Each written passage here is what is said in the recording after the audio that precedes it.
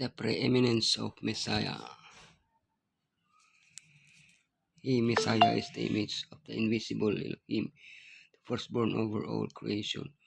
For by him all things were created that are in heaven, and that are on earth, visible and invisible, whether thrones or dominions, or principalities or powers. All things were created through him and for him, and he is before all things, and in him all things consist. Paul declares that Yeshua has brought peace to the entire universe, whether things on earth or things in heaven. Before arriving at this statement, the apostle tells us who Yeshua really is, not a great teacher, nor a philosopher, nor a prophet, nor a preacher, nor a messenger of good news. Yeshua Messiah is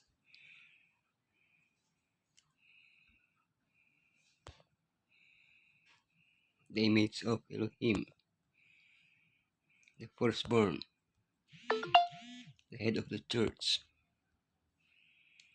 the beginning,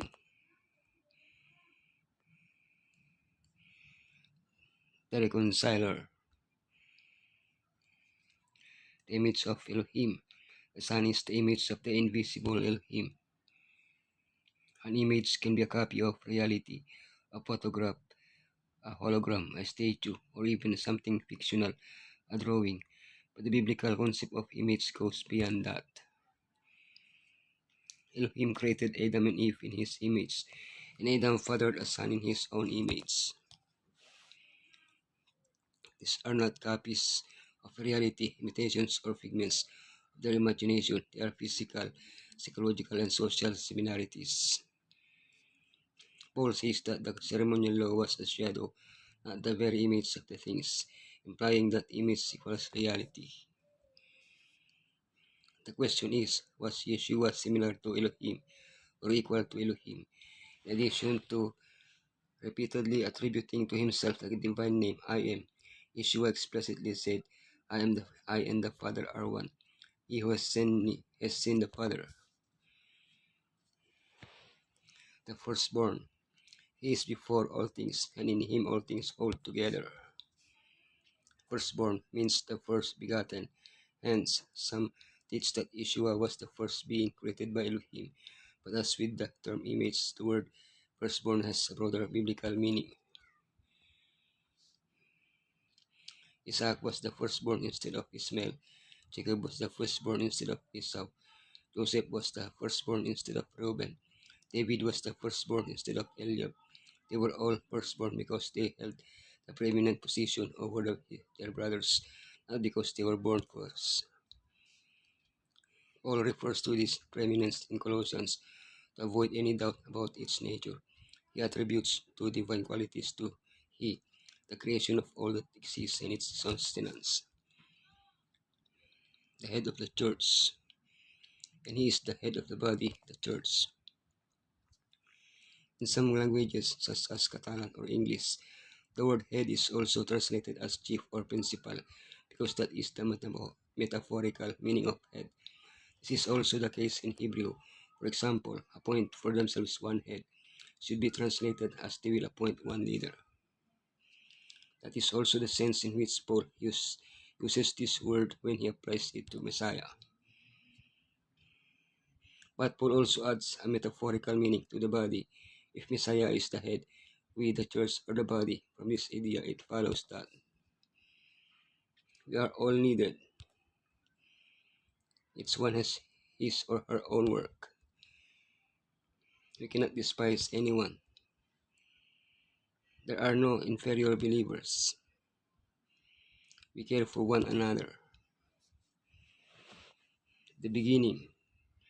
He is the beginning and the firstborn from among the dead, so that in everything he might have the supremacy. The word translated as beginning is arche, a Greek word that means beginning, origin, first cause, or principle, but also means ruler, power, authority, or principality, depending largely on the context. We can say that this word applied to Messiah can have all these meanings. Yeshua is the origin of everything, the image of Elohim, the reason why everything was created, the firstborn of creation, the supreme ruler, the head. All this gives him preeminence. Paul inserts the title, the firstborn from among the dead. Here, although Yeshua was not the first to be resurrected, but Moses, his victory over death also implies his victory over sin and his power to recreate us in his image. The reconciler, and through him to reconcile to himself all things, whether things on earth or things in heaven, and making peace through his blood shed on the cross. What Yeshua did resulted in him taking first place in everything. According to Paul, Messiah is worthy of all his titles, for Elohim was pleased to have all his fullness dwell in him. In other words, Yeshua was fully Elohim and fully human. We have seen his glory, full of grace and truth. By dying on the cross and rising again, Yeshua fulfilled the necessary requirements to reconcile humanity with Elohim. We can understand that he has reconciled to Elohim the things on earth, but how has he reconciled to himself those that are in heaven? The entire universe has been able to clearly see the nature of evil.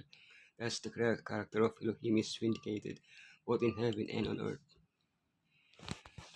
Yeshua was the majesty of heaven, the beloved commander of the angels, who delighted to do his pleasure. He was one with Elohim in the bosom of the Father, yet he thought it not a thing to be desired to be equal with Elohim. While man was lost in sin and misery, he stepped down from his throne, he left his crown, the royal scepter, and clothed his divinity with humanity. He humbled himself even to the death of the cross, that men might be exalted to a seat with him upon his throne. In love he comes to reveal the Father, to reconcile men to Elohim.